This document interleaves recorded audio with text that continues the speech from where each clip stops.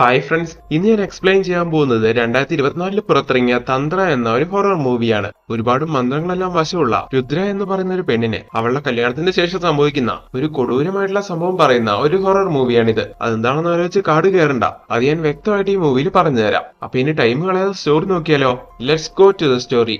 ഈ മൂവിയുടെ സ്റ്റാർട്ടിങ്ങില് ഒരു കാട്ടുപ്രദേശം കാണിക്കുവാണ്. ഇപ്പൊ ആ ഏരിയയിലൂടെ ഒരു പ്രായമായ വ്യക്തി അങ്ങനെ നടന്നു വന്നോണ്ടിരിക്കുന്നു. ഈ സമയം അയാളുടെ കഷണ്ടി തലയിലേക്ക് എന്തോന്ന് വീഴുവാണ്. മരത്തിന്റെ മുകളിൽ ഇരുന്നോണ്ട് വല്ല കാക്കയും കാഷ്ടിച്ചതായിരിക്കും എന്ന് വിചാരിച്ചുകൊണ്ട് അയാൾ ഇപ്പൊ തുടയ്ക്കുന്നു. അപ്പോഴാണ് മനസ്സിലാവുന്നത് അത് ബ്ലഡ് ആണെന്ന്. അങ്ങനെ അയാൾ ആകെ ടെൻഷനായി മുകളിലേക്ക് നോക്കുന്ന സമയം മരത്തിന്റെ മുകളില് ഒരു പെണ്ണെന്തോ ഒരു ജന്തുവിനെ കടിച്ചു തിന്നോണ്ടിരിക്കുവാണ്. സോ ആ ബ്ലഡ് ആണ് അയാളുടെ തലയിലേക്ക് വീണത്. അങ്ങനെ ഇപ്പൊ ഈ ഒരു കാഴ്ച കണ്ട് അയാൾ ആകെ ഷോക്കായി അവിടെ നിന്ന് നിലവിളിച്ചുകൊണ്ട് ഓടിപ്പോവാണ്. അങ്ങനെ ആ സീനൂടെ കട്ടാവുന്നു. അടുത്ത സീനില് ആ ഗ്രാമത്തിൽ താമസിച്ചുകൊണ്ടിരിക്കുന്ന ശ്രീദേവി എന്ന് പറയുന്ന ഒരു പെണ്ണിനെ കാണിക്കുന്നു. ഇവളാണ് നമ്മുടെ മൂവിലെ നായിക. അവളിപ്പോ രാവിലെ കുളിക്കാൻ വേണ്ടി ബാത്റൂമിലേക്ക് പോകുന്ന സമയം ബാത്റൂമില് അവൾ ഒരു പ്രേതത്തിനെ കാണുവാണ്. അങ്ങനെ അവൾ ആ കാഴ്ച കണ്ട് ഭയന്ന് നിൽക്കുന്ന അതേ സമയം തന്നെ അവിടെ അവളുടെ മുത്തശ്ശി വരുന്നു. എന്നാൽ അവളുടെ മുത്തശ്ശിക്ക് ആ പ്രേതത്തിനെ കാണാൻ കഴിയുന്നില്ല. നമ്മുടെ നായികനെ പറ്റി നോക്കുവാണെങ്കിൽ അവൾക്ക് അമ്മയില്ല. ഇപ്പൊ അവളുടെ വീട്ടിൽ അവളുടെ അച്ഛനും മുത്തശ്ശിയും മാത്രമേ ഉള്ളൂ. നായിക പിറന്നപ്പോ തന്നെ അവളുടെ അമ്മ മരിച്ചു പോയതാണ്. നായികന്റെ ജാതകദോഷം കൊണ്ടാണ് അമ്മ മരിച്ചു പോയെന്നും പറഞ്ഞ് നായികനോട് ഭയങ്കര ദേഷ്യമാണ് നായികന്റെ അച്ഛന്. അങ്ങനെ ആ സീനോടെ കട്ടായ അടുത്ത സീനിൽ നമ്മുടെ നായികന്റെ ഫ്രണ്ട്സിനെ കാണിക്കുന്നു. ഇവരൊരു ഗ്യാങ് ആണ്.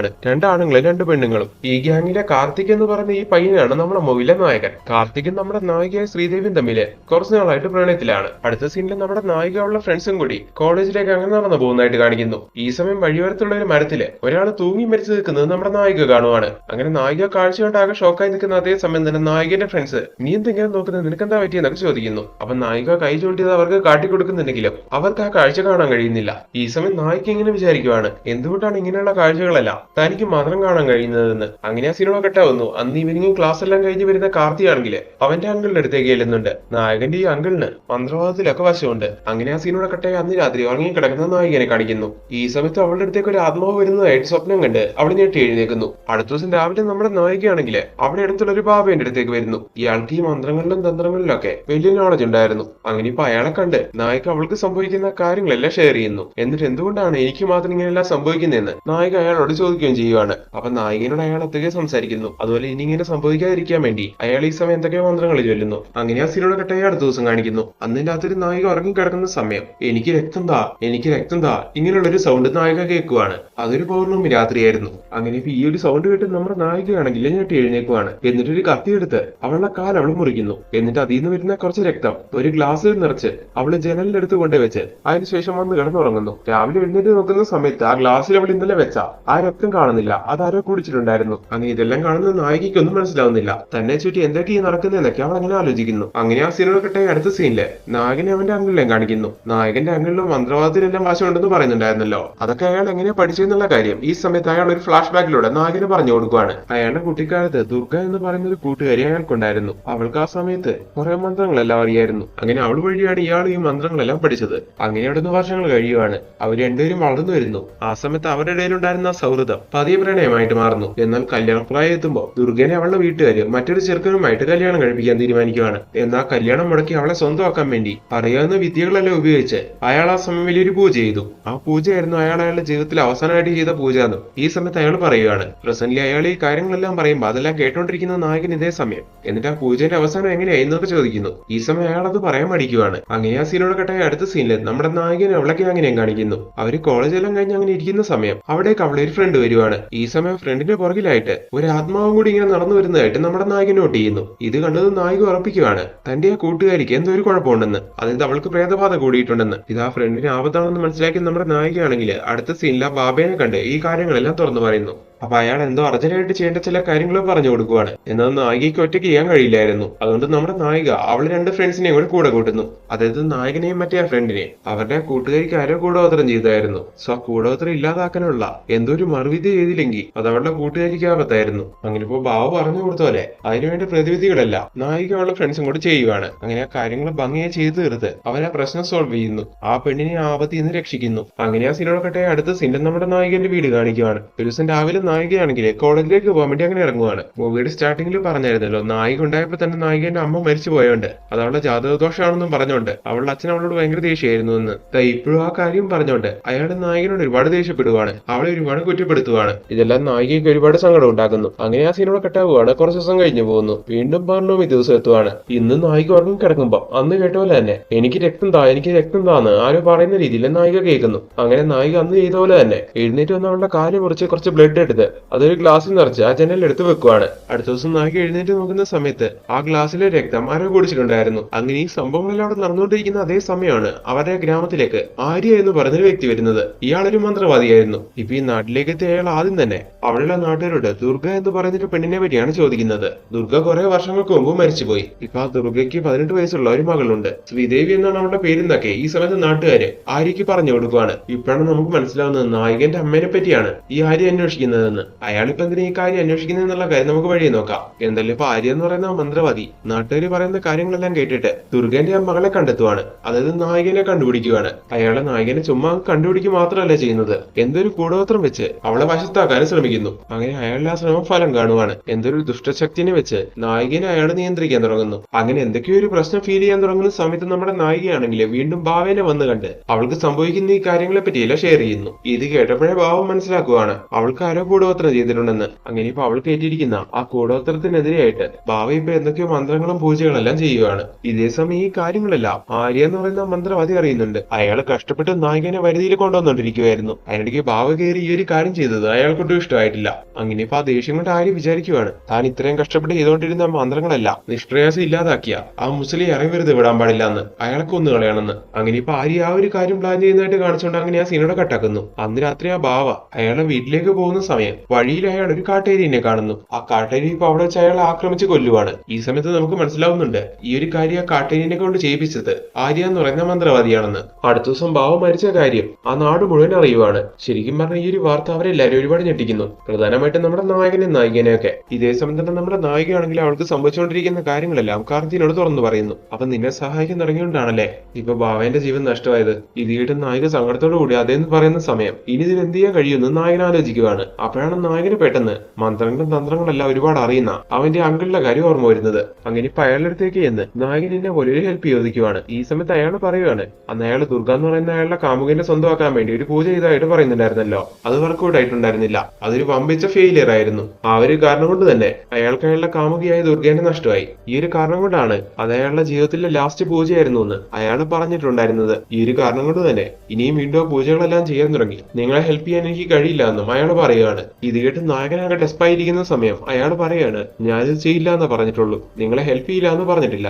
ഞാൻ പറഞ്ഞൊരു സ്വാമിനെ നിങ്ങൾ പോയി കാണണം. ഞാൻ നിങ്ങളെ ഇങ്ങോട്ട് പറഞ്ഞു വിട്ടാണെന്ന് അദ്ദേഹത്തിനോട് പറഞ്ഞ അദ്ദേഹം തീർച്ചയായിട്ടും നിങ്ങളെ ഹെൽപ്പ് ചെയ്യും. ഒരു മന്ത്രത്തിന് മാത്രമേ മറ്റൊരു മന്ത്രത്തിനെ ഇല്ലാതാക്കാൻ കഴിയുള്ളൂ. സോ ഞാൻ പറഞ്ഞു വരുന്നത് ആ സ്വാമി നിങ്ങളെ വേണ്ട രീതിയിൽ ഹെൽപ്പ് ചെയ്യും, നിങ്ങളുടെ പ്രശ്നങ്ങളെല്ലാം തീർത്തു തരും. അങ്ങനെ ഇതെല്ലാം കേട്ട നായകൻ അടുത്ത സീനിൽ തന്നെ അങ്കിള് പറഞ്ഞ സ്വാമിനെ പോയി കണ്ട് ഈ കാര്യങ്ങളെല്ലാം ഷെയർ ചെയ്യുന്നു. നായകന്റെ അങ്കിള് പറഞ്ഞു വിട്ടതായോണ്ട് തന്നെ ആ സ്വാമി നായകനെ വേണ്ട രീതിയിൽ ഹെൽപ്പ് ചെയ്യുവാണ്. അതിലൂടെ നായകന്റെ പ്രശ്നങ്ങൾ പതിയെ പതിയെ മാറിക്കൊണ്ടിരിക്കുന്നു. അങ്ങനെ ഇരിക്കുന്ന സമയത്ത് നമ്മുടെ നായകനാണെങ്കിൽ നായകൻ വന്ന് കാണുന്നുണ്ട്. ഈ സമയം നായകൻ ഒരു വലിയ ടിസ്റ്റ് നായകനോട് തുറന്നു പറയുന്നു. എടാ ശരിക്കും എനിക്ക് ഇങ്ങനെയെല്ലാം ഉണ്ടാവുന്നത് മറ്റൊരു കാരണം കൊണ്ടാണ്, അതിനെയും ഞാൻ നിന്നോട് മറച്ചു വെക്കുന്നില്ല. നീ വിചാരിക്കുന്ന പോലെ ഞാൻ സാധാരണ ഒരു പെൺകുട്ടിയല്ല, ഞാനൊരു മന്ത്രവാദിനിയാണ്. അങ്ങനെ ഇപ്പൊ നായിക പറയുന്ന ഈ കാര്യം കേട്ട് നായകൻ അകഞ്ഞെട്ടി പോകുന്നു. നീ എന്ത് ഈ പറയുന്നത്, എനിക്കൊന്നും മനസ്സിലാവുന്നില്ല എന്ന് നായകൻ പറയുന്ന സമയം അവള് ഡീറ്റെയിൽ ആയിട്ട് കാര്യങ്ങളെല്ലാം പറയാൻ തുടങ്ങുകയാണ്. ദുർഗ എന്ന് പറയുന്ന സ്ത്രീയാണ് നായകന്റെ അമ്മ എന്ന് പറയുന്നുണ്ടായിരുന്നല്ലോ. ആ ദുർഗ ആരാണെന്ന് അറിയാമോ? ചെറുപ്പത്തിൽ നായകന്റെ അങ്ങളിലെ മന്ത്രവാദങ്ങളെല്ലാം പഠിപ്പിച്ച മന്ത്രവാദങ്ങളെല്ലാം വശമുള്ള ആ പെൺകുട്ടിയില്ലേ, അവളായിരുന്നു ദുർഗ.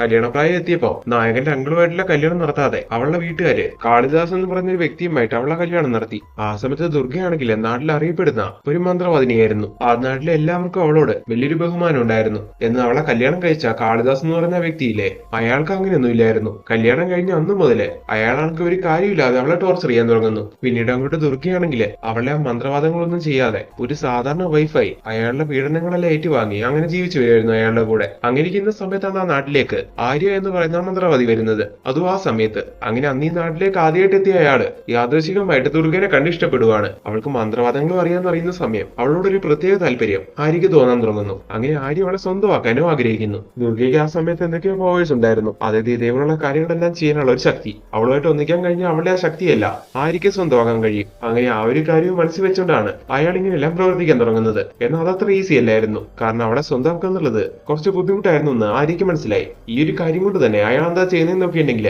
അവളെ സ്വന്തമാക്കാൻ വേണ്ടി കാളിദാസ് എന്ന് പറയുന്ന അവളുടെ ഭർത്താവിനെ തെറ്റിദ്ധരിപ്പിച്ച് വശത്താക്കുവാണ്. എന്നിട്ട് അയാളോട് പറയുവാണ്, നിന്റെ ഭാര്യ നീ പറയുന്ന പോലെ വീട്ടിൽ തന്നെ അടങ്ങി ഒതുങ്ങി ജീവിക്കണമെങ്കിൽ ഞാൻ പറയുന്ന കുറച്ച് കാര്യങ്ങൾ നീ ഫോളോ ചെയ്താൽ മതിയെന്ന്. ഇത് കേൾക്കുന്ന കാളിദാസ് ആണെങ്കിൽ ആ ഒരു കാര്യത്തിൽ മൂക്കും കുത്തി വീഴുന്നു. അങ്ങനെ ഞാൻ എന്ത് ചെയ്യണം, നീ പറഞ്ഞാൽ മതി എന്ന് കാളിദാസ് പറയുന്ന സമയം എന്തൊക്കെയോ കൂടപത്രങ്ങള് ആര്യ കാളിദാസിനെ പഠിപ്പിച്ചു കൊടുക്കുന്നു. എന്നിട്ട് വീട്ടിൽ പോയിട്ട് അതെല്ലാം കറക്റ്റ് ആയിട്ട് ചെയ്യാനും പറയുവാണ്. അങ്ങനെ കാളിദാസ് ഇതെല്ലാം വിശ്വസിച്ച് വീട്ടിൽ പോയിട്ട് അതെല്ലാം ചെയ്യുന്നു. അയാൾ അങ്ങനെ ആ കൂടപത്രങ്ങളെല്ലാം ചെയ്യുന്ന സമയം അയാളുടെ ഭാര്യ ഈ ഒരു കാര്യം കൊണ്ട് ആര്യന്റെ അടിമയായി മാറുന്നു. അങ്ങനെ അവസാനം കാളിദാസിന്റെ ഹെൽപ്പോട് കൂടി തന്നെ ദുർഗനെ ആര്യ മന്ത്രങ്ങളെല്ലാം ചെയ്യുന്ന സ്ഥലത്തേക്ക് എത്തിക്കുവാണ്. അങ്ങനെ ഇപ്പൊ അവിടെ വെച്ച് പൂജ ചെയ്ത് ആര്യ അവളെ സ്വന്തമാക്കുന്നു. അങ്ങനെ അവളെ സ്വന്തമാക്കിയതിലൂടെ ആര്യ ആഗ്രഹിച്ച രീതിയിലുള്ള അവളുടെ പവേഴ്സ് എല്ലാം അവന് കിട്ടുവാണ്. എന്നാൽ പൂജയ്ക്കിടയില് എന്തോ ഒരു മിസ്റ്റേക്ക് നടന്നു. ആ ഒരു കാരണം കൊണ്ട് തന്നെ ആര്യക്ക് കിട്ടിയ പവേഴ്സ് എല്ലാം അവനിൽ നിന്ന് ഇറങ്ങി പോകുന്നു. ആ ഒരു ഇമ്പാക്ട് കൊണ്ട് ഭ്രാന്ത് പിടിച്ച പോലെ അവൻ ആ നാട് വിട്ടു പോവുകയും ചെയ്യുന്നു. അതിനുശേഷം ദുർഗ അതിൽ നിന്ന് റിക്കവർ ആവാൻ കുറച്ച് ടൈം എടുത്തു. അവളെ ആരോ കൺട്രോൾ ചെയ്യുന്ന പോലെ, അവളെ നിരന്തരം ശല്യപ്പെടുന്ന പോലെയെല്ലാം അവൾക്ക് ഫീൽ ചെയ്യാൻ തുടങ്ങുന്നു. അങ്ങനെയിരിക്കുന്ന അതേ സമയം തന്നെ അവൾ പ്രഗ്നന്റ് ആവുകയാണ്.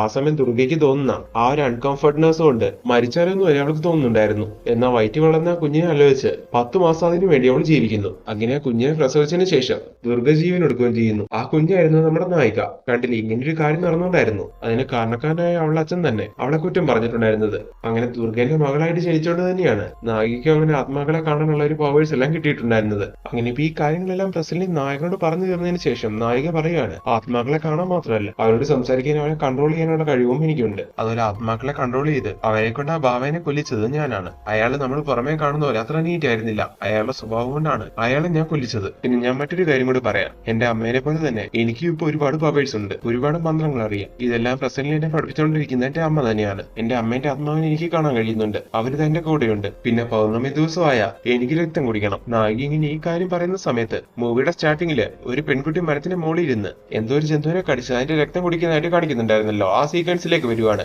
അന്ന് ആ കാഴ്ച കണ്ട ഒരു പ്രായമായ വ്യക്തി അല്ലറി വിളിച്ചുകൊണ്ട് ഓടുന്നുണ്ടായിരുന്നല്ലോ. അയാൾ അന്ന് കണ്ട ആ പെൺകുട്ടി, അതായത് ആ ജന്തുവിനെ കടിച്ച് അതിന്റെ രക്തം കുടിച്ചുകൊണ്ടിരുന്ന ആ പെൺകുട്ടി നായികയായിരുന്നു. എന്ന ഒരു ഘട്ടത്തിൽ നായിക ഒരു തീരുമാനം എടുക്കുന്നു, ഇനി അങ്ങനെ ജന്തുക്കളുടെ രക്തം ഒന്നും കുടിക്കേണ്ടെന്ന്. അന്ന് മുതൽ നമ്മുടെ നായിക പൗർണമി രാത്രി സ്വന്തം കാര്യം മുറിച്ച് അതിൽ നിന്ന് രക്തം എടുത്ത് അത് കുടിക്കും. അതായിരുന്നു മൂവിയുടെ പല ഭാഗത്തും. നായിക അങ്ങനെ ബ്ലഡ് എടുത്ത് വെക്കുമ്പോൾ അടുത്ത ദിവസം രാവിലെ നായിക എഴുന്നേറ്റ് നോക്കുമ്പോൾ അതാരെ കുടിച്ചതായിട്ട് കാണുന്നുണ്ടായിരുന്നത് ആക്ച്വലി നായിക തന്നെയായിരുന്നു. അങ്ങനെ ഇപ്പൊ നായിക ഇത്രയും കാര്യങ്ങളെല്ലാം പറഞ്ഞു തരുമ്പോൾ ഇതെല്ലാം കിട്ടുന്ന നമ്മുടെ നായകനാണെങ്കിൽ യാഗ ബ്ലാങ്ക് ആയിരിക്കുവാണ്. ഇതേ സമയം തന്നെ നായികനെ വെറുതെ കൊണ്ടുവരാൻ വേണ്ടി ഇരിക്കുന്ന ആര്യ എന്ന് പറയുന്ന മന്ത്രവാദിനെ കാണിക്കുന്നു. അയാളിപ്പോ രണ്ടും കൽപ്പിച്ച് മറ്റൊരു കളി കളിക്കുകയാണ്. അതെന്താന്ന് നോക്കിയിട്ടുണ്ടെങ്കിൽ ഇപ്പൊ അയാൾ ആ ഗ്രാമത്തിലേക്ക് എത്തി മറ്റെന്തൊക്കെയോ കൂടപത്രങ്ങളെല്ലാം ചെയ്ത് അവിടെയുള്ള കുഞ്ഞു കുട്ടികൾക്കെല്ലാം എന്തൊക്കെ അസുഖങ്ങൾ വരുത്തുന്നു. അങ്ങനെ അതിൽ പല കുട്ടികളും മരിച്ചു പോവുകയും ചെയ്യുവാണ്. അങ്ങനെ നാട്ടുകാരെ ഇനി പ്രതിവിധി ആലോചിച്ച് നടക്കുന്ന സമയം അയാൾ അവരോട് പറയുവാണ്, പണ്ടിവിടെ മന്ത്രവാദങ്ങളെല്ലാം ചെയ്തുകൊണ്ടിരുന്ന മന്ത്രവാദിനിയായ ദുർഗന്റെ മകളില്ലേ ശ്രീദേവി, അവള് കാരണമാണ് ഇപ്പൊ ഈ നാടിന് ശാപം ഉണ്ടായിരിക്കുന്നത്. ഇത് മാറണമെങ്കിൽ അവളെ പിടിച്ചു കിട്ടി വലിയൊരു പൂജ ചെയ്യണം. ആര്യ ഈ കാര്യം പറയുന്ന സമയം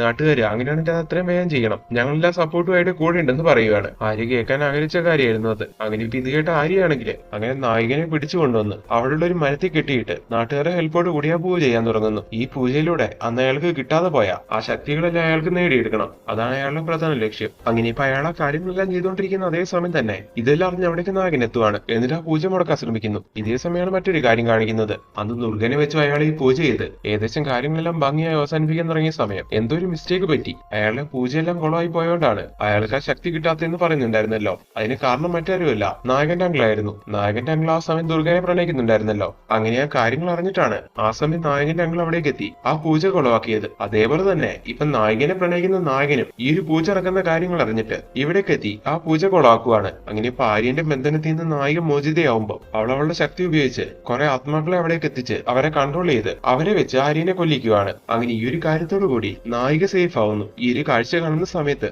ആര്യനോടുണ്ടായിരുന്ന ദുർഗന്റെ ആത്മാവിന്റെ ദേഷ്യവും തീരുന്നു. സോ ഇനി ജീവിതത്തിൽ പ്രശ്നങ്ങളൊന്നും ഇല്ലാതെ നായകൻ നായിക ഒരുമിച്ച് ജീവിക്കുമെന്ന് കാണിച്ചുകൊണ്ട് ഇപ്പൊ അങ്ങനെ ഒരു ക്ലൈമാക്സോട് കൂടിയാണ് ഈ ഒരു മൂവി അവസാനിപ്പിക്കുന്നത്. അപ്പൊ കൂട്ടുകാരെ, എങ്ങനെയുണ്ടായിരുന്നു ഈ മൂവി? നിങ്ങൾക്ക് എല്ലാവർക്കും ഈ മൂവി ഇഷ്ടപ്പെട്ടോ? ഒരു ഡിഫറെന്റ് ആയിട്ടുള്ള തീം പറയുന്ന ഒരു ഡിഫറെന്റ് മൂവി ആയിരുന്നു ഇത്. കുറച്ചൊക്കെ ലോജിക്കൽ മിസ്റ്റേക്സ് നമുക്ക് ഈ മൂവിയിൽ കാണാൻ കഴിയുന്നുണ്ട്. അതൊക്കെ മൂവിന്റെ ആ ഒരു വൈബിൽ വിട്ടേക്കണം. ഇനിയും നിങ്ങൾക്ക് ഇഷ്ടമുള്ള ഇതേപോലുള്ള പുതിയ പുതിയ വീഡിയോസ് ആയിട്ട് ഞങ്ങൾ വീണ്ടും വരുന്നതായിരിക്കും. അപ്പൊ പുതിയ വീഡിയോ ആയിട്ട് കാണും വരെ എല്ലാവർക്കും ടാറ്റാ ബൈ ബൈ.